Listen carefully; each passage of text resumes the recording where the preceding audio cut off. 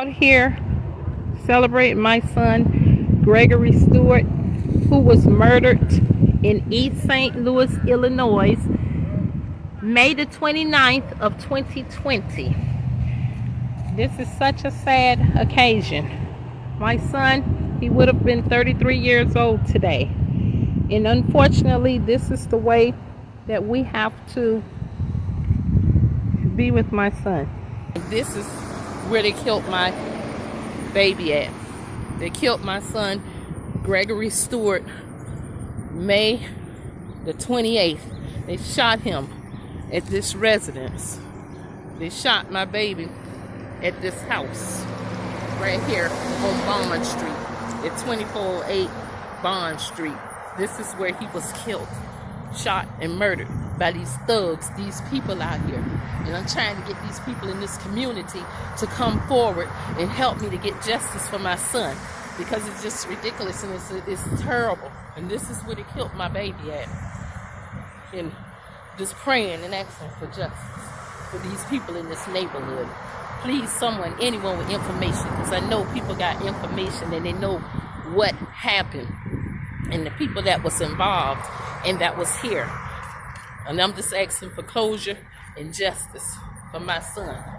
East St. Louis mother who had spent the last years searching for her son's killer becomes a murder victim herself. She was killed inside a parking garage outside her workplace in downtown St. Louis. Fox News' Kelly Hoskins spoke with the family, who made an emotional plea for help.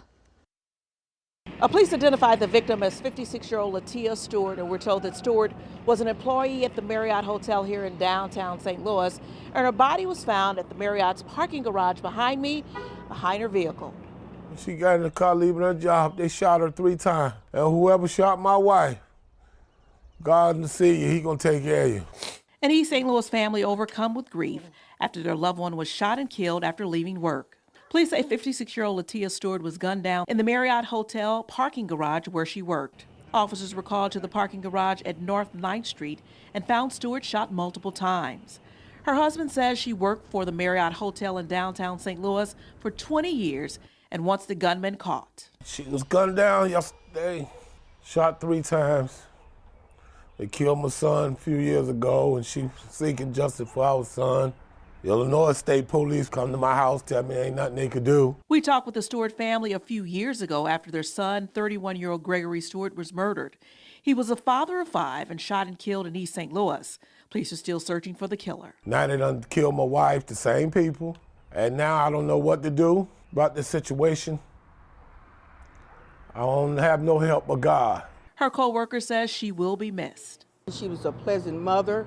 She was a great person to work with. What I love about her is that she was a patient person. Police are reviewing security cameras on the garage, and the City of St. Louis Public Safety Department released this statement, and it reads in part: the St. Louis Police Department continues to have patrol officers visible in downtown St. Louis areas, collaborating with the sheriff's officers, park rangers, and other public safety personnel. Well, at this point, authorities say that the shooter remains at large, and they're encouraging anyone with information to contact Crime Stoppers.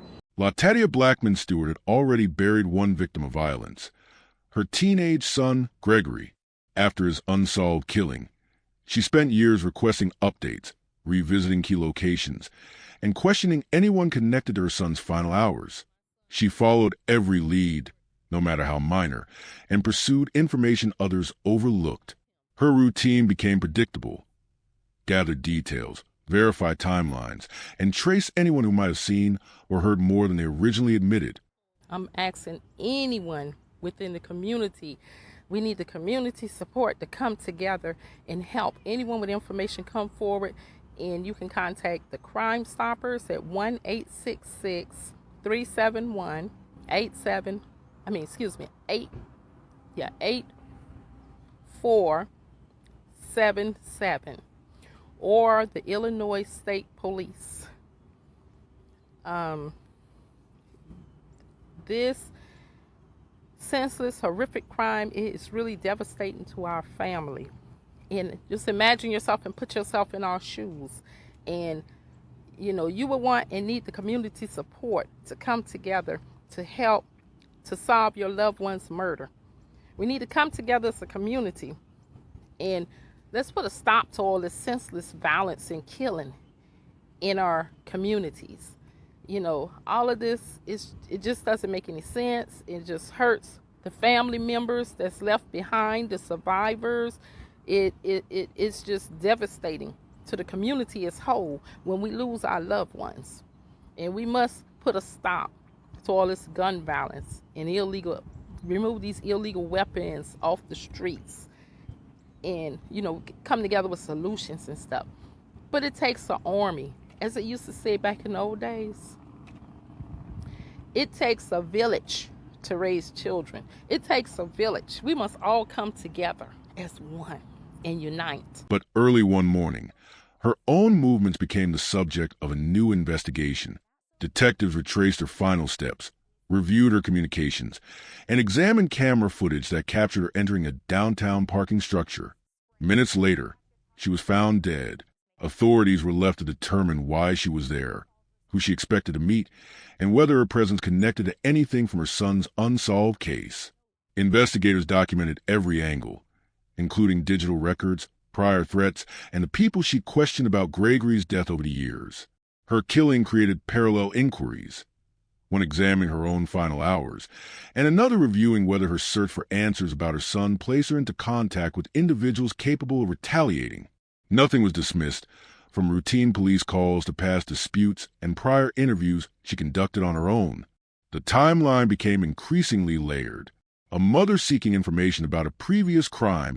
I know that it's a bunch of people that was out there. They know what happened with my son. And even if you're a family member or something and one of those people, they disclose the information to you, just please use your conscience and come forward. We must take ourselves back, sort of to the old days, like I say, come together as a village and just pull together as a community. Became the center of a new one. And as investigators continued assembling the pieces, a central question persisted. Was this a random confrontation, a planned meeting, or the result of someone wanting to stop her from digging further? The answers remained incomplete, but the sequence of events demanded closer examination. If you are drawn to true crime stories that reveal hidden truths, we invite you to subscribe. Your support enables us to share real cases, raise awareness, and give a voice to those who can no longer speak for themselves. Before we begin, tell us in the comments where you are watching from and share your thoughts as the story unfolds. Welcome to Spotlight Crime, a place where we examine cases that shake communities and reveal what often remains hidden behind closed doors. Real stories, real people, real impact. Subscribe today and turn on notifications so you won't miss what comes next. LaTatia Blackman Stewart was a St. Louis area mother known locally through her persistent public efforts to seek justice for her son, Gregory Stewart. She lived within an extended family structure that included siblings, nieces, nephews, and close relatives who regularly appeared in her social media posts. She worked a series of service and community-related jobs over the years, positions that gave her familiarity with neighborhoods, residents, and local activity patterns. Those around her described her routine as consistent. She was a pleasant mother. She was a great person to work with. What I love about her is that she was a patient person. She frequently traveled between home, work, and locations connected to her son's homicide. She was also known for documenting her movements and thoughts through phone notes and social media updates. Her online presence became a record of her ongoing mission. Many of her posts reference Gregory, the lack of resolution in his case, and renewed calls for information. She shared photos of him, the dates of community events held in his memory, and occasional statements aimed at individuals she believed might hold details not yet disclosed to authorities. Offline, she attended community meetings, vigils, and small gatherings organized around violence prevention. She interacted with local organizations focused on unsolved homicides, often sharing flyers, case summaries, and contact information provided by detectives. Her personal mission had become clear: obtain answers about what happened to Gregory and determine why the case had not been resolved. She maintained her own notes, documented conversations, and collected lead information whenever possible. What motivates a parent to take on an investigation independently? How often do unofficial investigations expose people to new risks? Gregory Stewart was a young man attending school in the East St. Louis area at the time of his death in 2020. He had a group of known associates, including classmates, neighbors, and individuals from his social circles. In the days leading up to homicide, he was seen with friends and acquaintances near residential blocks where he frequently spent time. The homicide occurred in an outdoor area. Reports indicated gunfire, a brief interaction before the shooting, and an immediate flight of the suspects. When police arrived, they documented the scene, collected shell casings, and attempted to obtain statements from anyone nearby. Several people were present in the vicinity, but cooperation was limited. Some witnesses left before officers could interview them. The investigation focused on individuals believed to have been with Gregory earlier that day. Detectives interviewed multiple people, followed digital leads, and checked phone records, but no single suspect was identified. Information gaps, conflicting statements, and the absence of confirmed eyewitness accounts caused the case to stall. Officials stated that the investigation remained open, but required new information to progress. During this time, LaTadia remained in communication with detectives. She frequently requested updates, submitted names of people she believed might have seen something, and followed up on leads that had not been fully explored. Our family, we're desperately seeking out and reaching out and trying to spread the awareness and bring the community awareness out to the public about the murder of our son, prayerfully leading to the individuals that knows what happened to our son and who's responsible will come forward and give information and give statements.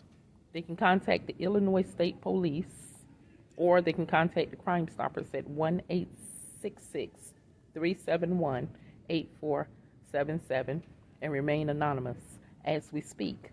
On several occasions, she contacted potential witnesses herself, sometimes sharing their statements with police afterward. She made repeated social media posts asking for information, including messages directed at people she claimed were withholding details. How many homicide investigations go cold due to missing witnesses? What information might she have found that others ignored? As the official case slowed, LaTadia expanded her own efforts.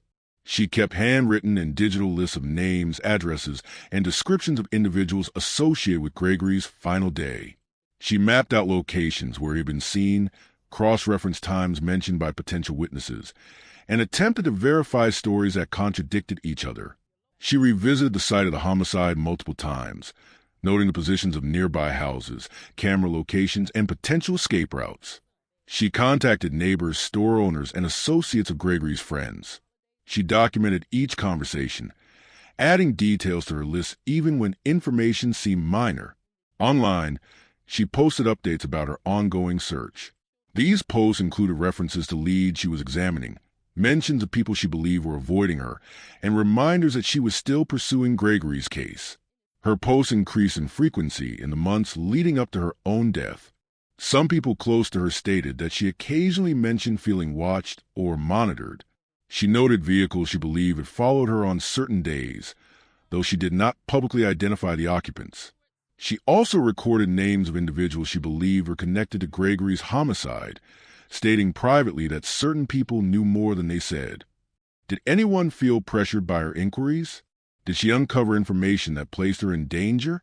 In the final 2 days before her death, LaTadia made several phone calls, including one to a person she had contacted previously regarding Gregory's case. She sent text messages asking for follow-up information and referenced meeting someone to go over something important, although she did not specify what this involved. Location data from her phone placed her in various parts of the city, including areas she frequently visited and one area she had rarely entered. On the day of her death, surveillance footage captured her entering a downtown parking garage. She appeared alone. Her vehicle moved toward an upper level of the structure. The timestamps on the footage indicated a short window between her arrival and the moment witnesses later reported hearing gunfire. Bystanders called emergency services after noticing a person lying near a parked vehicle. Investigators later reviewed footage from multiple angles inside and outside the garage, focusing on vehicles entering or exiting during that time frame. They attempted to determine whether she was expected to meet someone there, if she was followed, or the encounter was unplanned. Why was she there? Did she intend to meet someone? Who knew her schedule that day? Her body was located on an upper level of the parking structure. The environment included multiple cars, concrete pillars, stairwell access, and limited lighting in certain corners. Emergency responders confirmed she had been shot. The exact time of discovery was shortly after the reported gunfire. Officers documented the scene, marking locations of shell casings and other physical evidence. The arrangement of cars and structural barriers limited visibility, making it difficult to determine the shooter's movements without relying on surveillance footage. Investigators collected evidence from stairwells, elevators, and pedestrian paths leading to the scene. Was this a targeted killing or a confrontation that escalated? How did the shooter approach and exit? Was this connected to her son's case or an unrelated conflict? What patterns emerge when comparing both cases? Next, the team cross-referenced old threats or hostile encounters previously documented by Latadia. Over the years, she had kept notes, messages, and screenshots of communications she believed were related to Gregory's case. Detectives assessed whether individuals who had dismissed or avoided her inquiries appeared in any relevant timelines. They also examined whether any names repeatedly emerged across both cases. A key component of this phase involved identifying individuals who might have had a motive to silence her. This included people who resisted speaking with her, expressed annoyance with her questioning, or had prior criminal histories connected to violence or intimidation. Detectives compiled a list of potential persons of interest and compared their past locations, connections, and known associates to determine whether they fit within the timeline surrounding her death. Did someone feel her investigation threatened them? Were the same names appearing in both cases? Investigators then shifted to digital analysis, which formed a significant portion of the inquiry. Forensic specialists assessed deleted messages, some of which had been removed manually but were recoverable. These messages contained references to individuals she had attempted to question about Gregory's murder, along with arrangements for potential meetings, responses she received, and communications that abruptly stopped. Her social media interactions offered further context. Investigators reviewed comments, direct messages, shared posts, and tagged content. Some individuals had responded to her posts about Gregory's case, while others had reacted negatively or attempted to correct narratives she posted. Patterns in these interactions contributed to a list of individuals who maintained active engagement with her investigation. Her movements were tracked using GPS data, which outlined her travel patterns. Detectives analyzed her route on the day of her death, comparing it with previous routines. Why do key witnesses often wait until after crime to speak? What information was withheld originally? Based on collected evidence, detectives developed multiple theories. The meeting was intentional and related to Gregory's case. This theory considered whether she had arranged to meet someone providing information about her son's death. She was followed due to her inquiries. This theory explored whether someone impacted by her persistent questioning tracked her movements and confronted her when she was alone. The encounter was unrelated and opportunistic. Detectives examined whether the suspect had no connection to Gregory's case and whether the location itself made her vulnerable to an unrelated offender. Someone exploited her routine. If she frequently visited certain places or followed predictable patterns, it was possible someone familiar with her habits took advantage of a known window of opportunity. Which theory matches the timeline? Which gaps remain unexplained? As the investigation progressed, the police occasionally released updates. These included statements regarding evidence being processed, appeals for public assistance, and confirmation of leads under review. Any arrests or named suspects were publicly announced only after evidence reached a threshold supporting probable cause. Investigators shared limited details concerning these arrests, withholding sensitive information to protect the integrity of the case. Court filings and investigative statements outlined the timeline of events, the evidence collected, and the justification for further inquiry. Police refrained from disclosing details that could compromise potential witnesses or reveal investigative methods. What information is still withheld, and why? The final portion of this investigation involved identifying where both cases stood. The status of Gregory Stewart's case remained open, with reevaluated leads and new statements forming the basis for continued inquiry. The status of Latadia Stewart's investigation depended on evidence gathered from the crime scene, digital analysis, witness statements, and the viability of the theories examined. Several unanswered questions persisted. connections between individuals involved in both cases, inconsistencies in witness accounts, and gaps in the timeline. What links still need examination? Which parts of the timeline require reanalysis? What does the evidence suggest about the chain of events? If this story has kept your attention, do not forget to like this video and share it with others. For more true crime stories that uncover the mysteries behind tragic events, subscribe to our channel and activate the notification bell to stay updated with our latest investigations, reports, and discussions. Thank you for joining us in this pursuit of truth and justice. Together, we can shed light where darkness remains. Until next time, stay safe and stay vigilant.